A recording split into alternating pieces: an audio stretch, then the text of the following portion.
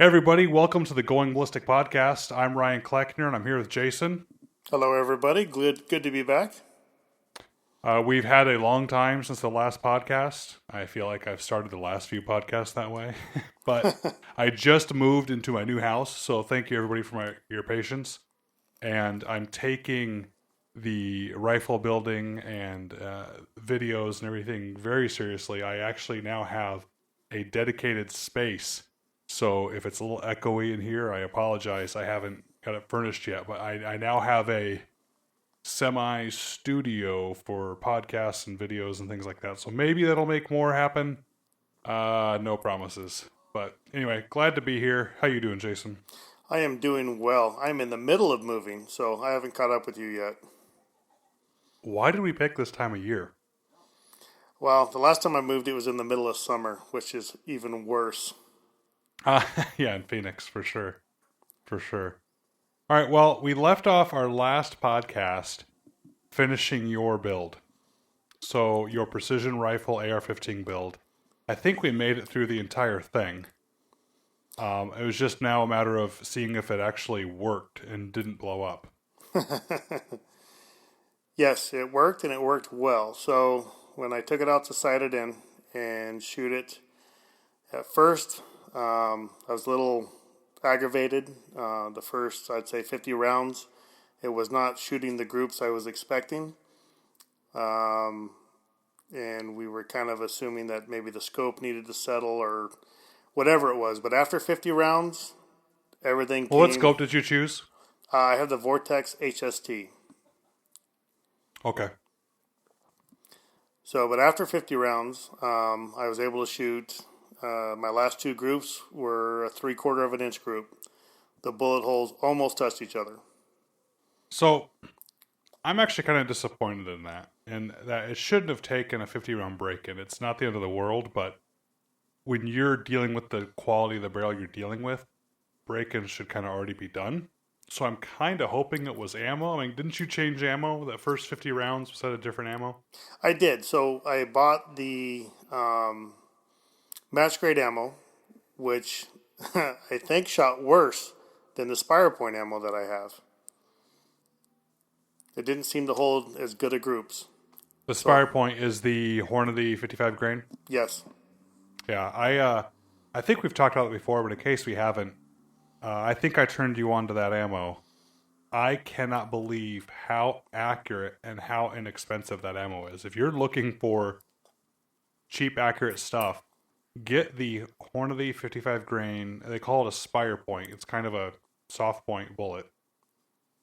And it shouldn't be accurate. I mean, you look at it and it looks like I don't know what, a coyote hunting bullet because it's got an exposed lead tip. Yeah, and that's what I bought it for. And it has been the best ammo out of the box thus far. It just shoots. Now, I wasn't even speaking to the ammo when I was talking about it. I was just telling you the bullets. When I go on, some of my places I use for ammo supply and I want to buy bullets or I want to order from Hornady, I end up getting a huge, I think I put a picture on Instagram, a 6,000 round box or bullet box of those bullets because they're so cheap. And I load them up in my own reloads and yeah, they're almost as good as my match grade stuff. And they're still cheap enough and fun enough for plinking. They're probably my favorite 223 bullet. The soft Spire Points are just magic. So anyway, so you were using no joke match grade ammo. We're getting less than stellar results. You probably weren't too happy about that, right? No, I wasn't. And we had joked about it. Wouldn't it be funny if the Spire Points outperformed the match grade? And sure enough, they did. And you're right, the price is fantastic. I mean, I get a 50 round box of Hornady made ammo for about $22. Someday we're going to get you into reloading, aren't we? Someday. Let me get rid of a couple more kids, and then I should be able to do it. For the record, he means grow up and move out of the house. That's right. He's not getting rid of them. Yeah. All right, well, we'll get you. It'll save you money. You should do it when the kids are home. Yeah, I use Ramshot Tack, which is kind of just a cheap, easy to get powder for 223, and it's like a flattened ball. We'll get into reloading later, but ball powder, the shape, the flattened ball. So it meters just super well through a Dillon Progressive, and I can just crank out those 223 rounds like nobody's business. It's pretty nice. So okay, so good. So your first 50 rounds, I would have been a little frustrated if I were you. I was. What wasn't working right? Did the gun cycle okay? Did it feed, extract, eject, things like that?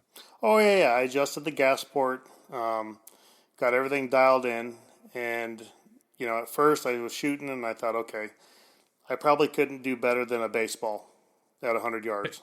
So I was frustrated. Thought maybe it was me. Took a break. Got back after it, and like I said, it was just weird. Magically, after the first 50 rounds, and all of a sudden, bam, my groups were there, and they've stayed there. Good, good. Now, I think you saying 3/4 of a minute is unfair because the picture you showed me, yeah, the holes are almost touching. They've got to be smaller, measuring from the center of each hole to the center of each hole than 3/4 of an inch. Oh yeah, no, I had 3 holes that were exactly horizontal, so it wasn't like one above the other. If it would have been a better triangle, it would have been even smaller. Oh, okay. But yeah, I see what you're saying. measuring across all 3 holes, it was 3/4 of an inch. Okay, but so you're happy with the rifle now? Oh, ecstatic. That's awesome, man. So now, I mean, we know it shoots at 100, and it's not going to just magically, the bullets aren't going to take off in a new direction because of the rifle at distance, but you kind of need to take it out at distance now too, right? Yes, and that's the next thing, is to start shooting at a distance. The trick now is to either hook up with a place or find a place that's flat enough that I can do it more easier than where I've been going, because where I'm going now has a lot of rolling hills. I mean, I can shoot as far as I want. I just spend the whole day hiking to set up targets. Right. Now, the rolling hills don't matter, right? So as long as you're in a safe spot, you can shoot from one hill to the other hill. Correct. And it doesn't need to be the exact distance. So a lot of people think that they need to get exactly 200, exactly 300, so on. Well, first off, no, you don't, just because, for a reason I'll explain, is one, it's irrelevant. It doesn't matter if it's exactly the distance. But two, even if it did matter for some reason, in the real world, it's very rare that you're shooting at an actual target at an exact distance. Right. So the deer or the coyote you're going to shoot at is going to be at 214 yards anyway. So it's just as important to know what your bullet's going to do at 214 yards as it is exactly 200. So if you go out to the desert or go out to some hills and it's safe and your backstop, you know that no one's going to be around there, and you decide to shoot, but because of the terrain you can only shoot 180, 240, and 320, do it. Having those distances of dope is just as important as any other distance. Right. The issue I'm having is it's all these rolling hills to hike to. It's hard to see a 223 hole at that distance. Oh, right. Yep. So it's either I do a lot of hiking or I find me a flatter spot where I could take one of our mountain bikes or, just ride out to it. Or find a camera that'll transmit back to my phone that distance or something. But that's the challenge I have now is, what it would take for me to walk that far to see how I'm shooting. You need some dirt. That's all you need. A spot with enough dirt that's not vegetation so you can see the bullet impact and kick up some dust. Right. That'll really help. And also, so for folks out there that might be wondering, how do they extrapolate every distance then, right? I'm not saying that you need to go shoot every single yardage or meter to know. There's actually a quick way that you can figure out the distances in between. So let's say, for example, Jason, you only wanted to shoot up to 500 yards. And you could find a 430 and a 540 yard target and a few random distances in between. Well, if you shot and got your dope for those, you can actually come back to your computer and make a table in Excel. So make a table of yardages or distances in one column, and then put in the known dope in the next column that match up to the distance. So everything else is blank. Right. And you make a line graph, or you just have it with the dots so they're not connected, but you make a graph by highlighting all the distances and then with the data make a graph out of it, and then you can select a logarithmic curve. So it's in the settings for the graph. You can right click and have it put it's kind of an average curve. It's not really an average, but it makes a line curve that'll be the best fit through all those points. Because so what you'll see on the graph is you'll see hopefully distance across the bottom. That's one of the easy ways to do it. and then your elevation on your scope needed on the vertical axis of the graph. What you'll see is a bunch of dots starting down low and left and working their way up right, because the further distance you go, the more elevation you need. But it's not in a straight line. You need more and more and more the further out you get. So it ends up being it ends up being a curve. And by doing this logarithmic curve, it'll actually fit this line between the few data points that you have on the graph. And you can use that to extrapolate all your dope in between. So you need a few points, though. You can't just put your 100-yard zero on 1,000 yards. You need a few points so that it can help, make the curve not a straight line. But by doing that, then you can figure out exactly what your dope is. Even if you only shot at 400 and 500 yards, you can figure out what your dope is at 440 precisely by using that curve. It's kind of a neat trick. Right. And then, like we talked about when I went up north with Jared and my dad, we brought it along. I let them shoot it. And even Jared, they both love shooting the gun. But yeah, tell me about that, because they don't have much experience with AR-15s, right? Correct. So they shot the cheap one, of course, and then, of course, they shot the nice one, and they just couldn't believe how well it fired. And, even Jared was picking out rocks, I kid you not, the size of a golf ball, and we were shooting 250 and 300 yards and just smacking them, blowing them up. That's awesome. Yeah, it was amazing.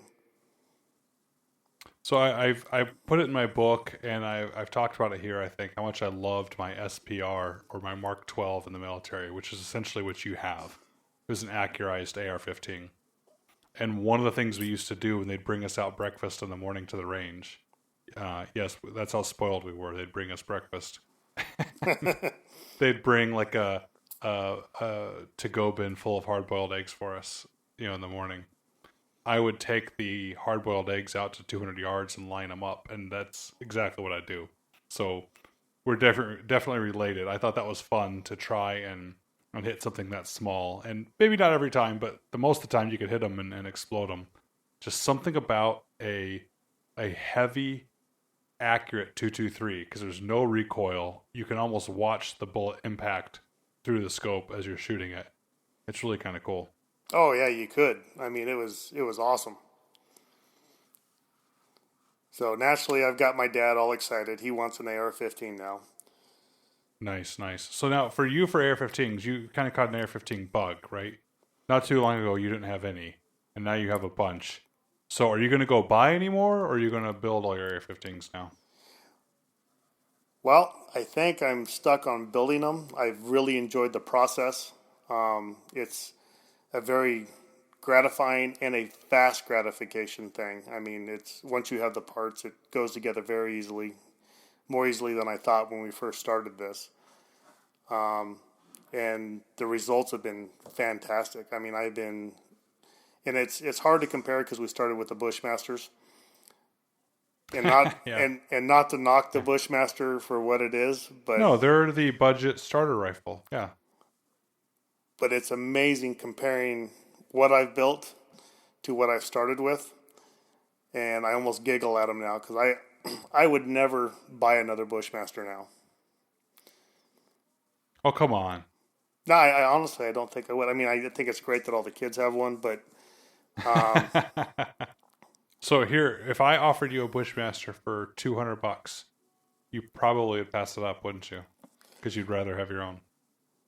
I think I would, because after our little competition, I could still, the only thing I'd be able to use off of it would be a few parts. For now, what I like. You've ruined me, really. It's horrible. It's almost like I told you. It's almost like being a snob over it. Man, I gotta pay attention to the stories we tell more, because I'm gonna either repeat them or miss out on them. Did we tell the story on here about you being happy with your ARs? Oh, yeah, and you try to talk All me right. into the AAC, and I'm like, oh, no, I have one. I'm good. No, you don't. And it's gotten so bad that the friends that I've taken with me, now see the difference. And then I got a couple guys that want to go shooting I've not shot with, and their big joke is, well, if you like your gun, don't shoot Jason's. It'll ruin you. Yeah.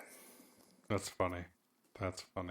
So I was talking with a friend of mine this morning about my rifles to build, and I was struggling on the idea of I'm putting together the final touches on which models I'm going to be offering. And the problem is it's hard to actually peg down one configuration for a certain purpose. I want to have 10 different configurations, and that's just going to be a little bit of chaos for me to plan, and it's going to be even harder for people to be able to choose from. And everything I did, there's another model that could be better at it, right? It was like I was kind of making a car, and there's always going to be one that was faster, or there'd be this one over here that was better gas mileage, or this one over here that would be bigger. I couldn't make it everything all at once, and I finally settled on, just this morning, I finally settled on shootability. That I wanted to maximize the experience shooting the gun. And I think that's what some of your nicer guns are doing for you. Correct. It's not just the accuracy. It's just some of the stuff you can explain, and some of it's intangible. It feels nicer. It's a better experience shooting it than one that's going to kick and snap and jump around in your hands. Oh, I think the first big thing that I've noticed a difference with is just the trigger. Yeah, that's like number one on an AR to upgrade that. So I should send a picture. I just got my box of my Geisley triggers. A giant box filled to the brim with all the Geisley triggers for my ARs to build. It's kind of cool. Which I'm excited. Like I said, would I buy a Bushmaster? No, but I am excited to buy one of your guns. Oh, I'll give you the family discount. I would expect nothing less. your name is going to be on the gun, so why not? So that's awesome. All right, so when you guys were shooting it, you were mentioning shooting it up at altitude. What did you see there? So the big thing that I noticed right away, so when we sighted in the rifle, we were at the bottom of Yarnell Hill, which isn't a very high altitude. At best, 1,400 feet, 1,500 feet. So when we got to Flagstaff and we're shooting, now we're talking 6,500 feet. And right away I noticed how high the gun was shooting. So I had to, drop it down almost for where we were at. It seemed like 3.5 minutes to get it back on target. And didn't know why until you and I discussed it. So that's a new learning thing for me. Right. So, it's probably been about a year now. I wrote an article in Recoil magazine about the environmental effects on a long-range bullet. And I think you had made the comment when you read it, you laughed because I had used examples in there using Flagstaff as an example. And I think you had said something about how you laughed that only you or people around there would know what I was talking about or the difference. But I think it's kind of cool that we've come full circle to now you've actually built your own AR and you've seen exactly what that article is talking about. Oh, yeah. The environmental effects in Flagstaff. Yeah. And the difference. Yeah, almost in Flagstaff, exactly. Right. So, a year later, again, full circle. So here we go. So the idea is you had first mentioned, the elevation, trying to figure out the differences in elevation. And I'd encouraged you, I think, correct me if I'm wrong here, I think I was encouraging you to ignore elevation. Correct. You said barometric pressure. No, close. Air density. So barometric pressure is literally the pressure in the air. So like how much weight of the air column is on top of you. Okay, so it's kind of like diving underwater. How depending on how much water is above you is the pressure you're feeling. Correct. So a lot of people don't realize the pressure in their ears is directly proportional to if you had taken that column of water above them and just sat it on top of them. It's actually that weight going down on you. So no, barometric pressure is not really what we're dealing. We're dealing with all these variables together in the air density. So we're just dealing with how thick the air is for a certain volume. So what affects that can be elevation, can be barometric pressure, can be the temperature, and it can be humidity. And all those together really affect that air density. And so the reason I say to worry about that is you're right, the barometric pressure can change depending on where you're at. So if all these factors go into the equation, changing any one variable can change the result. So when you're at a certain elevation, that barometric pressure throughout the day can completely change on you, even though you're not changing elevation, right? Right. So if you just held out an altimeter in your hand, and the altimeter was a barometric altimeter, it used the air pressure to tell you your altitude. If a storm is coming in, for example, you can look down at your altimeter, even though you're standing still, and it'll look like you're going up the mountain. The elevation will start rising right in your hand because the air pressure is going to get less because the storm is coming in. So there's your barometric pressure. But that together with just the overall density of the air, which has to do with the humidity and the temperature, was what really is affecting the bullet. Because the bullet doesn't care, how high above sea level it is. It just cares about how much resistance it's feeling as it goes through the air. So many people say, well, I need to know when I go up 2,000 feet of elevation, this is exactly the change in my bullet. And I try to remind people, stop thinking about that. Like, that's a losing path to go down, is to think that way. Instead, you need to think about the air density. Focus more on the barometric pressure with the altitude. You can't just do one by itself. Because if you go up 2,000 feet of elevation, you actually might be in the exact same air density, depending on the weather conditions. Correct. And you're going to see zero effect. And vice versa, you could shoot one day one spot and come out the next day to the same spot and have different density in the air and have a completely different result because the temperature could have changed, the humidity could have changed, the barometric pressure could have changed. So try and think about that one variable that kind of encapsulates them all, and then all of those will feed into it. And I think it'll be a better way to learn how to shoot. But either way, we can get you a chart and start figuring out what it should be just based on ballistic software. Even though it won't be dead on accurate, we can get you close. And that would be a good place to start. Like I said, it was amazing to see how drastic the difference was. That's actually a reason I talk about using also station pressure in the book or in the article. I talk about not using the barometric pressure at all, because the actual barometric pressure technically is normalized based on your elevation. Okay, and the reason they did that is so it's kind of like the time zones change. They did that so that for everyone, their dinner time is, 6 o'clock-ish when it kind of starts getting dark as an average throughout the year. That's the reason they do time zones, right? So it's not, so at noon is lunchtime in the middle of the day wherever you're at. Well, barometric pressure is the same thing. They kind of change their barometric pressure depending on the elevation that you're at. That way, everyone can agree what 25 inches of mercury feels like in the air. So is there an easy way to know what that air density is?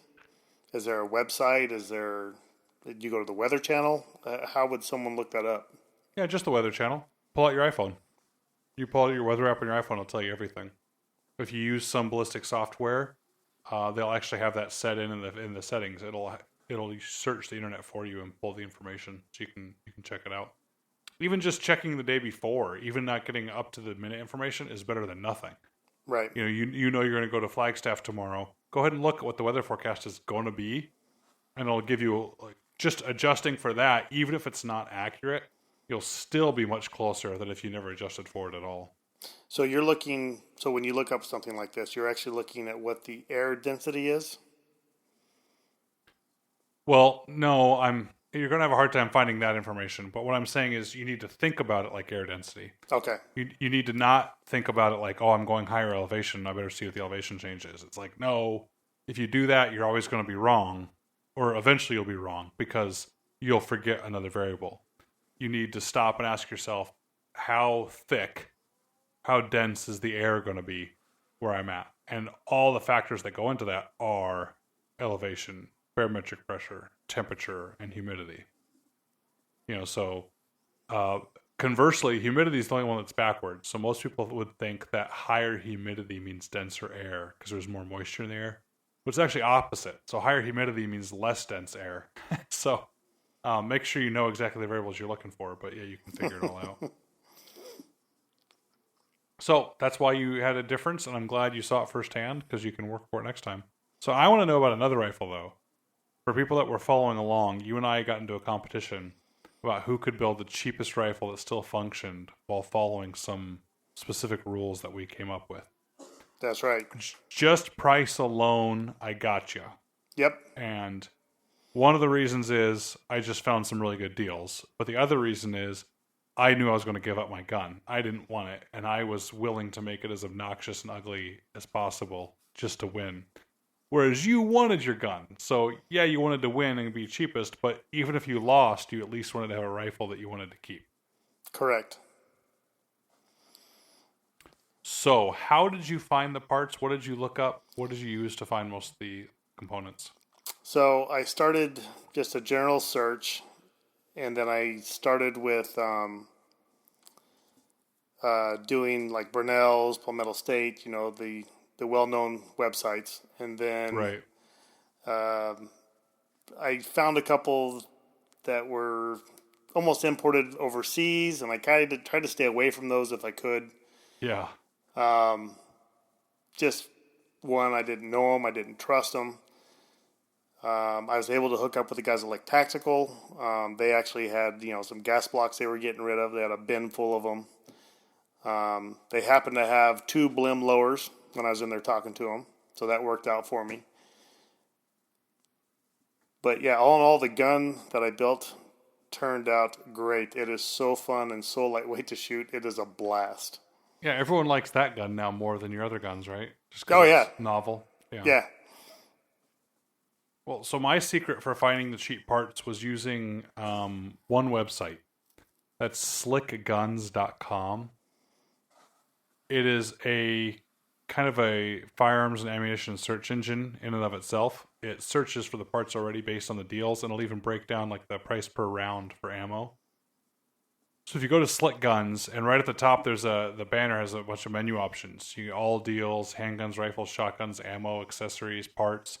Well, I just clicked on parts, and you can go to major components. It'll actually be AR-15 and bolts. I can click on bolts, and it immediately on the screen pulls all the deals going on all over the internet. And you can actually then just sort by cheapest, sort by price, low to high. And I found websites I'd never heard of before that are completely legitimate websites that you'll see on the build list that, just again, I never knew that they were even in business except for seeing one that like Wise Arms. I'd never heard of Wise Arms, but Slick Guns had them as the cheapest for some of the components, so I did it. Like right now I have Slick Guns pulled up, for example, under all deals, and there's an Anderson Arms complete rifle for $427.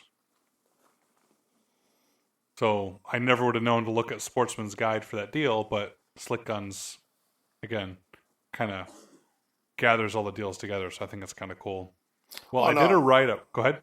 Oh, I was gonna say no. It's awesome, and it's even better knowing because I found a couple different ones too. But we were to combine all of our searches, and then the time frame also, because like there's always deals popping up, and if somebody wasn't in the Yeah. time frame that we were, you probably could have even done a little bit better, or even got some better components. Because even after this has been over with, deals keep popping up. Where I'm like, oh, Yeah.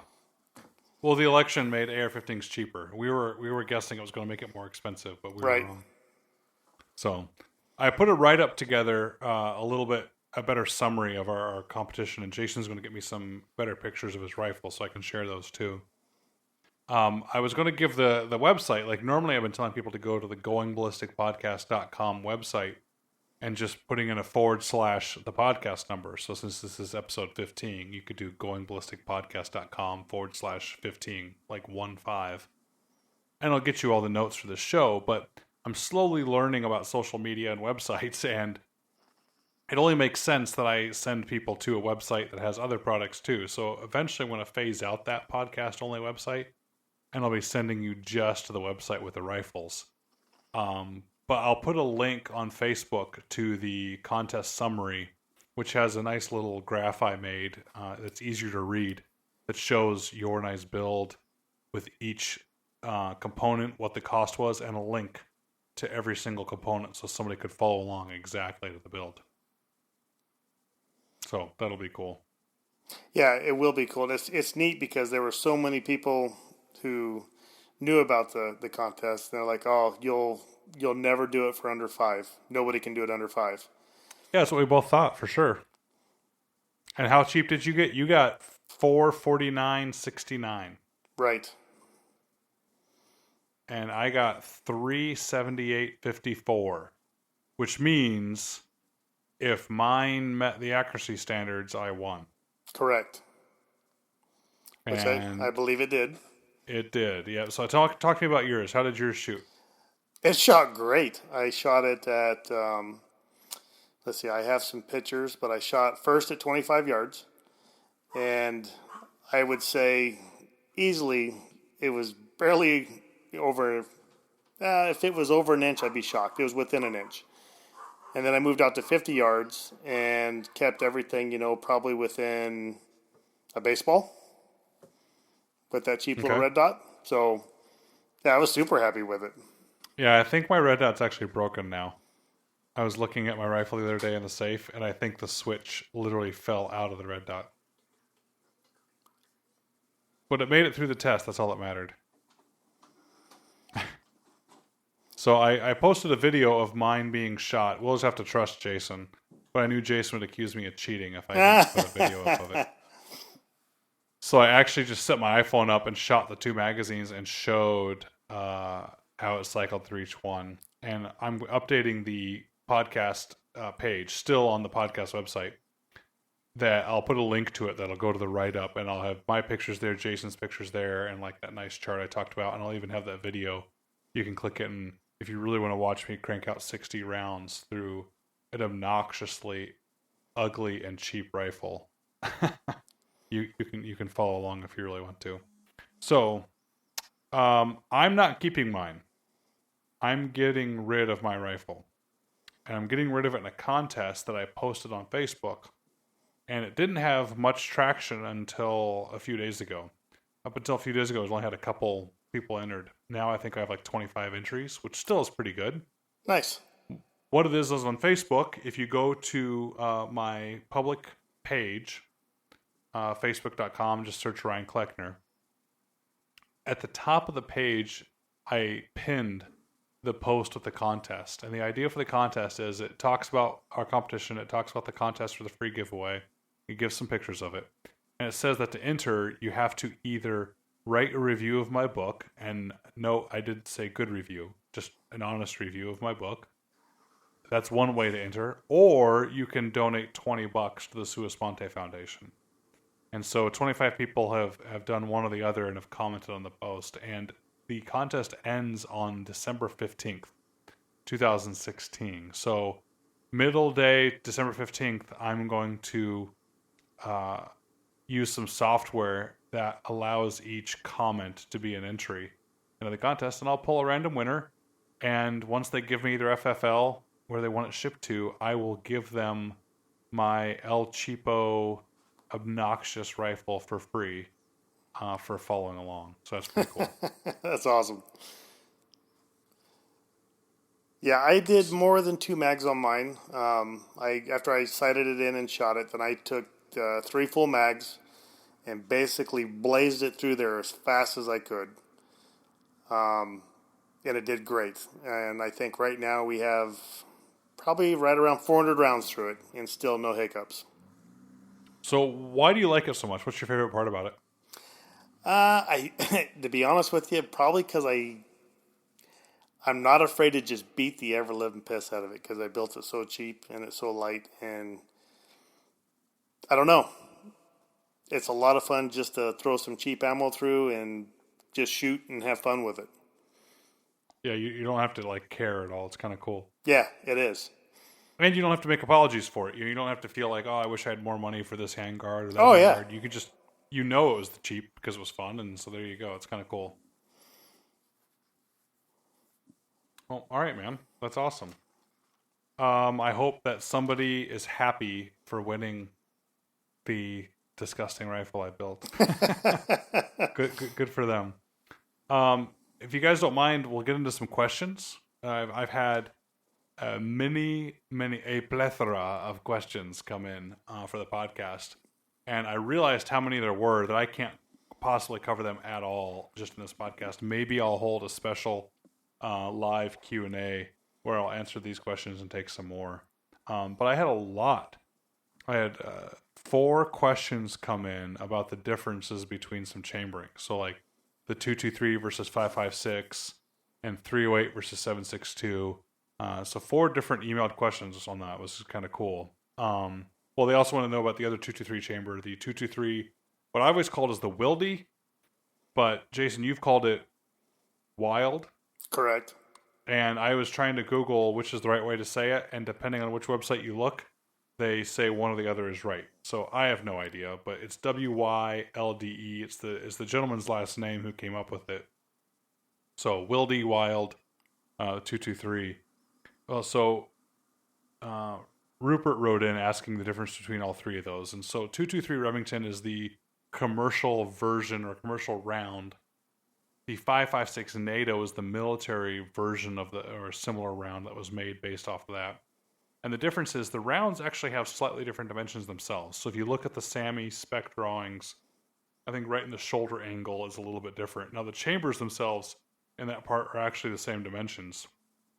The biggest difference is either the throat or the free bore in front of where the bullet is and the pressure allowances, right? So one of the reasons SAMI exists as an organization is so that you will have a safe combination of ammo and firearm. So you go to one store to buy a gun and 223 Remington, and you go to another store to buy ammo that says 223 Remington, that they'll safely be able to be used together.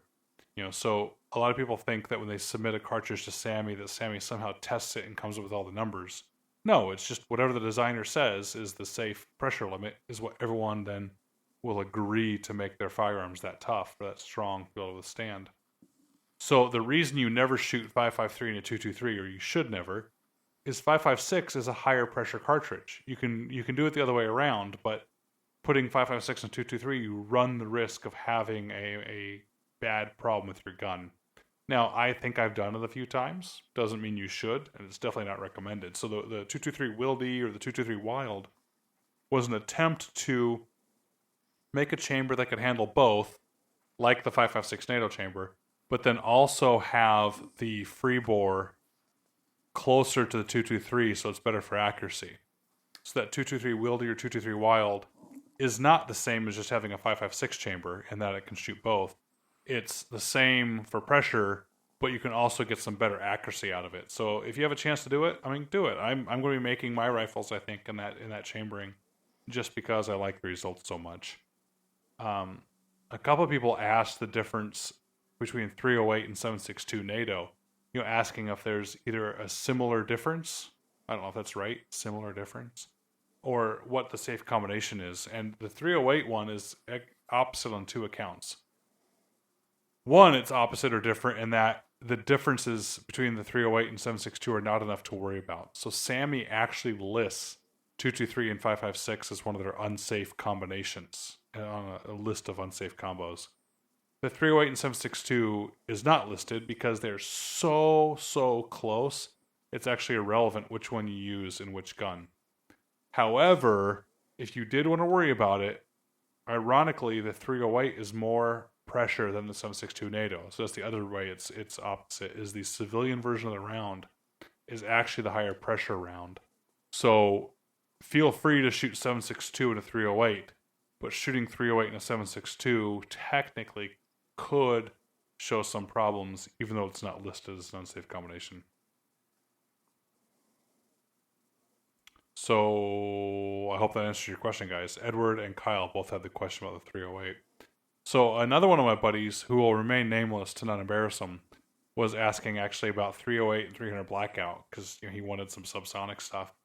And he was trying to figure out a good subsonic 308 load, source. And I kept wondering why. 308 subsonic is not really great performing. And he had made the comment that he wanted it because it's more powerful than the 300 Blackout subsonic. And I had to explain, no, any 30 caliber subsonic cartridge is going to be the same power, right? So if you made a subsonic 300 Win Mag, it's going to be the same power as the 300 Blackout subsonic because you're limited by speed, right? So you can only get, a 220 grain 30 caliber bullet? So a 220 grain 30 caliber bullet traveling just under the speed of sound out of a 300 Win Mag is going to be exactly the same as the same bullet traveling the same speed out of, a short barrel 300 Blackout. Does that make sense? Yep. So in that game for subsonic, the only way to get more power is to get your bullet heavier. You can't get more energy by going faster, so you just got to get the most absurdly heavy bullet to get more power. So for people to think about. I have one more question for everybody for this podcast.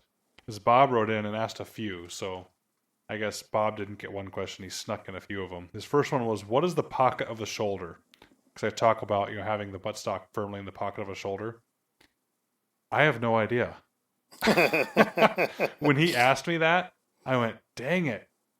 I don't know. And I'm glad he asked me, because I don't like people using terms they're not familiar with or haven't thought about explaining something a certain way. They're just, parroting what somebody else said.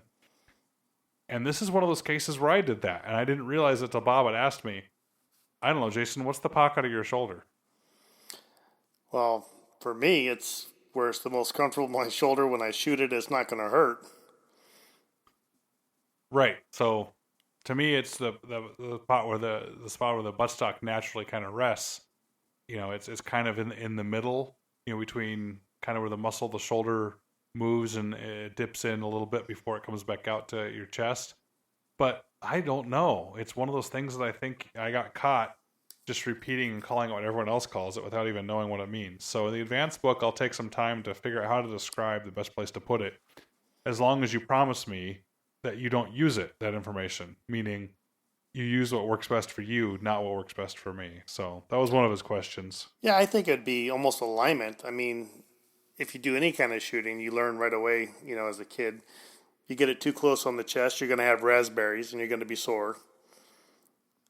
And then too far on the shoulder hurts the bone. There's just that one sweet spot where it sits and everything lines up, where you put your head, everything. Right. Right. Speaking of your head, I had another question from another Bob, I think, about head position. Maybe we'll cover that too, but I'll finish with the first Bob's questions. He talked about how to place your firing hand in the rifle. Well, I talk about that in my book a little bit, but you put your firing hand in whatever way you can place it that allows you, one, not to flinch, but two, not to impart too much control on the gun. And I'll add a third that allows you to get to the bolt if it's a bolt action rifle without having to take your hand completely out of a thumb hole or around a pistol grip. So the firing hand placement should be in such a way that your hand just rests naturally or in a relaxed position where it needs to be. If you find yourself gripping at all, it's not good. So when I look at people when they're shooting, to coach them, I look at their fingernails. So if I look at their thumbnail and I can see that there's some white in their thumbnail, or not the thumbnail itself, but underneath in the bed under the thumbnail, I can tell they're gripping too tight. So I'll actually have them loosen their grip until I don't see any pressure anymore.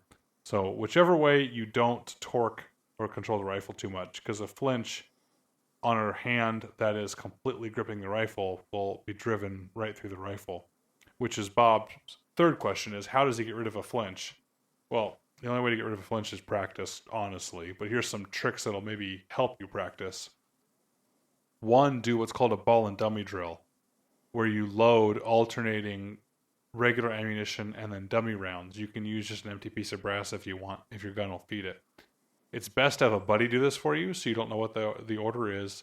And just be honest with yourself when you flinch, because when it's empty and you don't realize it's empty, you're going to jerk the trigger and the reticle's going to jump and move and you're going to know you flinched. So it by itself is not going to get rid of your flinch, but it'll help give you good feedback so you can learn to have good trigger control. So that's one drill. The other is dry practice like crazy. The more you get muscle memory in staring at a reticle, moving the trigger till the gun goes click and nothing moving, the far better off I think you're going to be. Well, it might come down to a lighter caliber too. Maybe he's shooting too big of a gun. I know with me, starting off with guns, especially when I was young, I was scared to death of the bigger guns. I'd always flinch. Just because I knew. I was the same way. Yeah. Which is why when you teach someone to shoot, shame on you, everybody, if you take your girlfriend out for a first time shooting and you give her a 44 Magnum because you think it's funny. Well, it's not going to be so funny when she never goes to the range with you again. So start with a 22 always. And if you have a silencer, use it, because then you can have no muzzle flash, no noise, and just have an enjoyable experience and not going to flinch. That's also why I think dry firing or dry practice is really good, is even if it is a powerful rifle, all it does when you're sitting at home is it goes click. It doesn't jump, so you can hopefully get that in your brain. So another Bob had the question about head positioning and buttstock setup, where I talk about in the scope setup part of the book and also in the scope setup video I do with the NSSF, I talk about how to get your head positioned right. But I didn't discuss this part of it, so I'm glad he asked. It's how to make sure that your buttstock is the right distance, right? So for some people, for an AR-15, and for Bob, it seems like he's got to have the buttstock short enough to use the gun and to get the right, cheek weld and the right position behind the gun, that when the stock is that short, he can't operate the gun because the charging handle will interfere with the buttstock, or the cheek rest. So he's got to shorten it up to shoot, but then if he needs to operate the rifle, he needs to extend the buttstock so that he can use the charging handle. Well, Bob, stop it. That's a bad idea. Don't do that. Most people in an AR-15 have a problem of not being able to get the scope far enough forward. So they would rather have a longer buttstock, for being able to get a good, nice, relaxed fit. You have the opposite problem, which is an easy solution. Bring the scope back. You can almost always bring the scope more rearward on an AR-15. So if you need the stock short enough to get the right cheek weld and the right, eye relief, just extend the stock all the way out and bring the scope back however far you extended the stock, since you'll have plenty of rails to do it, and it'll fit you a lot better. Because having your gun set up in such a way that you can't operate it, even if you're not in the military, is a bad idea. It's a safety issue. What happens if somebody goes down range? What happens if you need to unload your firearm? You can't until you have to sit there and manipulate your buttstock. So don't set up your gun in such a way that you're blocking a critical feature. Now, we had a similar issue with me. If you remember when we were talking about the scope, I was setting it up because I'm so used to a hunting application. And you had mentioned, no, you need to be more forward because you're going to be in a prone position. And once I actually laid down and did all that... Yeah, you were standing in the shop, right? You were just in your garage picking up the rifle going, oh, it sounds great. I'm like, no. Yeah. So that made a huge difference for me having to go forward when I thought I needed to be further back. Well, yeah, and hopefully it makes your shooting nicer, too. Most people, when they shoot an AR-15 with a scope, their neck gets sore pretty quick because they're craning their head back and they're yanking their shoulder forward and they're trying to make the gun fit. So, Bob, if you have the opposite problem, extend that stock all the way and then move the scope back so it fits you and you can still operate the gun for safety purposes at least. All right, well, that's enough, I think, for now. What do you think, Jason?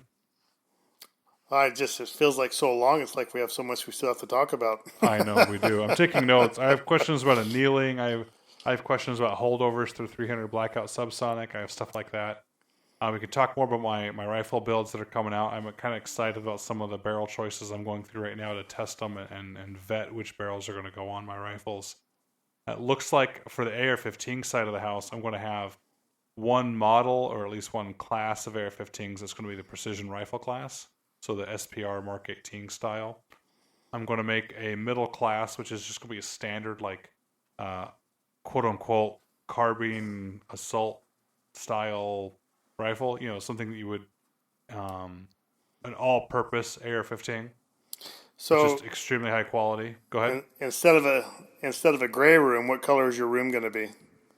I don't know. Someone was asking about what kind of shelving I would use. And I said, I think I'm going to make it all wood still.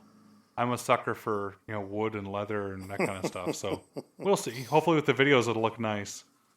But I'll do that middle, round so people just want a standard AR-15.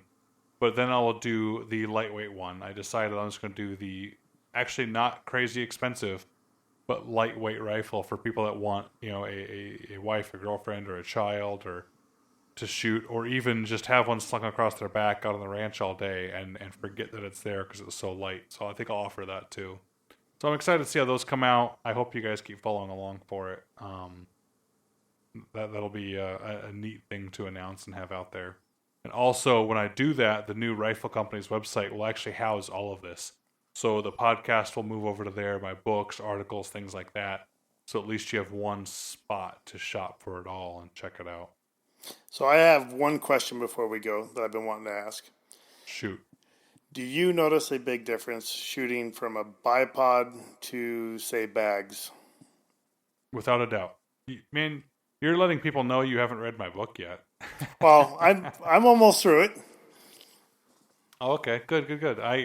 I believe that bipods are the kickstand for a rifle. They're there to hold your rifle when you're not using it. So, yes, I've shot off bipods many times. But if I have a choice and time and allows to shoot off of a bag or bipods, I want to pick the bag. The bag is not only easier to control the recoil and hold the rifle stable, it's much more accurate in my experience because the rifle doesn't bounce around through recoil. And having the bag in front of you allows you to reach your water and your snacks and your ammo and your dope book without having to get up and turn around and look for your bag. It's right there in front of you, so it's kind of nice. And I only throw that out there because I've tried to shoot from like my backpack and stuff when I'm out. But for the application that I want to start varmint hunting with this, the bipod just makes way more sense for some of the stuff that I'm going to be laying down in. Then do it. You might see a 10% difference in your groups. And for what you're doing, who cares? You know what I mean? Just use the bipod light for sure. But that was my one question. So for the contest entry, make sure you guys go to the Facebook page. It's pinned right to the top. Again, it's going to be drawn by the time this podcast gets released, probably just in one day. I'll pick a unlucky winner for that gun. And Jason, I'm glad your precision build worked out. Sorry you lost the old cheapo build, but at least you have a better AR to hold on to. Somebody else can have mine, and sorry that it's ugly, but at least it'll be the #1 rifle that is marked and made by my new rifle company, so maybe there'll be some value there. That's awesome. So, dude, I appreciate you getting together and doing a podcast with me. I'm sorry it's been so long. Oh, me too. Do you have anything else to add? No. Until next time, hopefully it's not so long. Yeah, no doubt. So, all right, everybody, until next time. I'm Ryan. That's Jason. We'll talk to you soon. Take care, everybody.